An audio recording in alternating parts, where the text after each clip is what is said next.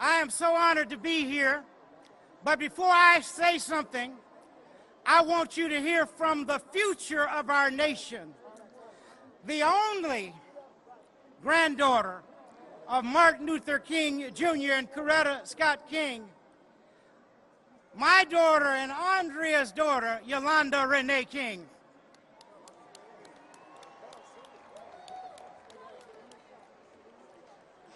Should I lower this? Okay. Some of you may remember that 2 years at the March for Our Lives, I said, spread the word. Have you heard? All across the nation, we are going to be a great generation.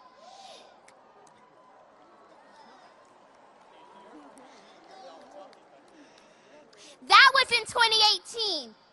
I didn't know what would hit us in 2020. A pandemic that shut our schools and put our young lives on hold. More killings of unarmed black people by police. Attacks on our right to vote. The worst economic crisis since the Great Depression that we learned about in school. And more extreme weather than ever before.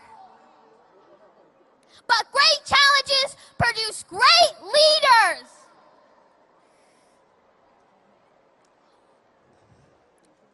We have mastered the selfie and TikToks.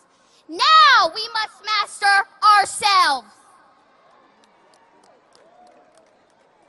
Less than a year before he was assassinated, my grandfather predicted this very moment. He said that we were moving into a new phase of the struggle. The first phase was the civil rights, and the new phase is genuine equality.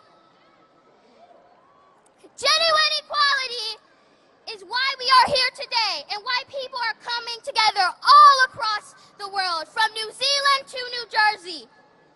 He said that we must not forget the days of Montgomery. We must not forget the sit-ins movements. We must not forget the freedom rides, the Birmingham movement, and Selma. Papa King, we won't!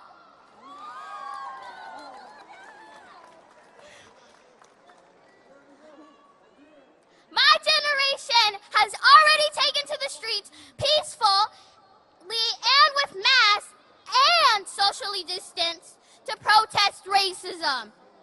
And I want to ask the young people here to join me in pledging that we have only just begun to fight and that we will be the generation that moves from me to we.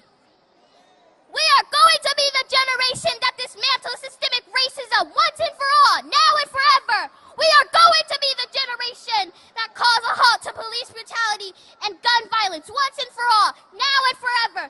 We are going to be the generation that reserves climate change and saves our planet once and for all, now and forever. And we are going to be the generation that ends